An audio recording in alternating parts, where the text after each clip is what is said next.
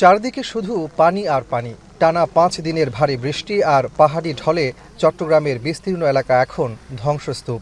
বিশেষ করে সাতকানিয়া, বাঁশখালী ও চন্দনায় সহ বিভিন্ন উপজেলায় এখনও 7 লাখের বেশি মানুষ পানিবন্দী। ঘরে খাবার নেই রান্নার ব্যবস্থা। এর উপর তীব্র হয়ে উঠেছে বিশুদ্ধ খাবার পানির সংকট। মঙ্গলবার থেকে আজকে কয়দিন অনেকে অনাহারে আছে। মহিলা মানুষজন, লোকজন, পুরুষ মানে সব আশ্রয় নিয়েছে, গরু ছাগল সব আশ্রয় নিয়েছে। একটু সাহায্য করলে ভালো হবে। এমন সংকটে উদ্ধার কাজ ও ত্রাণ সহায়তায় মাঠে নেমেছে সেনাবাহিনী ও প্রশাসন। দুর্গম ও বিচ্ছিন্ন এলাকা থেকে আটকে পড়া মানুষদের উদ্ধার করছেন সেনা সদস্যরা।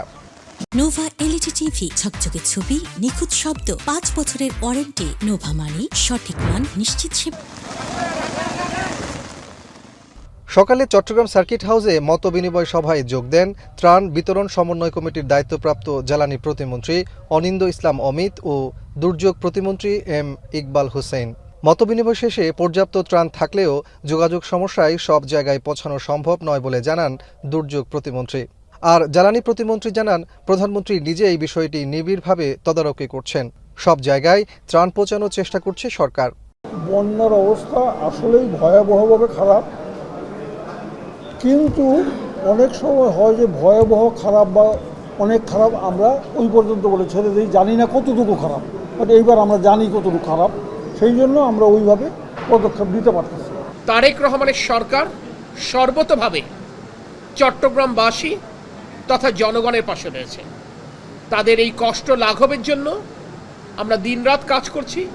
মাননীয় প্রধানমন্ত্রী স্বয়ং নিবিড়ভাবে স্থানীয় প্রশাসনের সাথে সংযোগ রাখছেন। পানি নামার সাথে সাথেই দৃশ্যমান হচ্ছে ক্ষয়ক্ষতির বাস্তব চিত্র।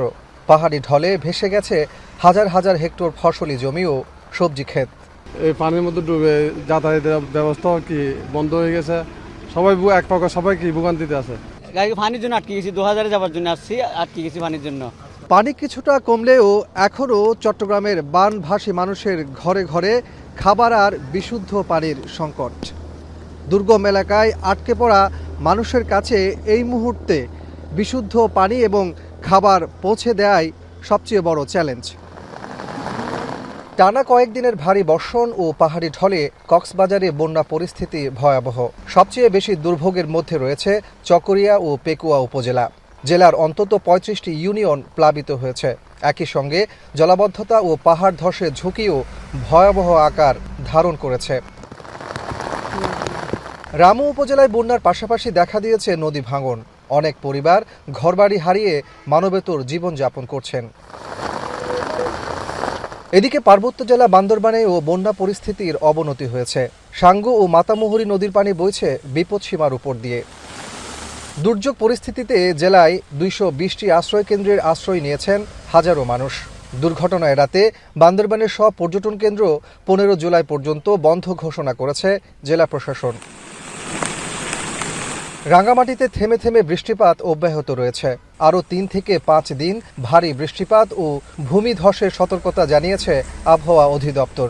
পাহাড় ধসের শঙ্কার মাঝে জেলার বাঘাইছড়ি ও বিলাইছড়ি উপজেলার নির্মাঞ্চল প্লাবিত হয়ে দুর্ভোগে পড়েছেন অন্তত 25,000 মানুষ। খাবার দাবার অসুবিধা হচ্ছে, নৌকা নাই, আমাদের পারামার হইতে পারতেছি না। এই পর্যন্ত 7 দিনে সরকারিভাবে মানে একবার সহযোগিতা পায়। এদিকে রাঙ্গামাটি বান্দরবান সড়কের রাঙ্গুনিয়ার শিলক এলাকায় পাহাড়ি ঢলে ব্রিজঘাট বেইলি সেতু ধসে পড়েছে। এতে রাঙ্গামাটির সাথে বান্দরবান জেলার সব ধরনের যান চলাচল সম্পূর্ণ বন্ধ হয়ে গেছে। দেশজুড়ে ভারী বৃষ্টিপাত অব্যাহত থাকলেও দীর্ঘমেয়াদী বন্যার কোনো শঙ্কা নেই বলে জানিয়েছেন বন্যা পূর্বাভাস ও সতর্কীকরণ কেন্দ্র ও পানি উন্নয়ন বোর্ডের নির্বাহী প্রকৌশলী সর্দার উদয় রায়হান। দেশের দক্ষিণ পূর্বাঞ্চলীয় পার্বত্য অববাহিকায় ভারী বৃষ্টিপাত চলমান থাকতে পারে, তবে এর তীব্রতা বিগত কয়েকদিনের তুলনায় কমে আসতে পারে। এদিকে মৌসুমী বায়ুর প্রভাবে 4 সমুদ্র বন্দরকে 3 নম্বর স্থানীয় সতর্ক সংকেতের কথা জানিয়েছে আবহাওয়া অধিদপ্তর। কাজী মাহফুজ, এখন চট্টগ্রাম।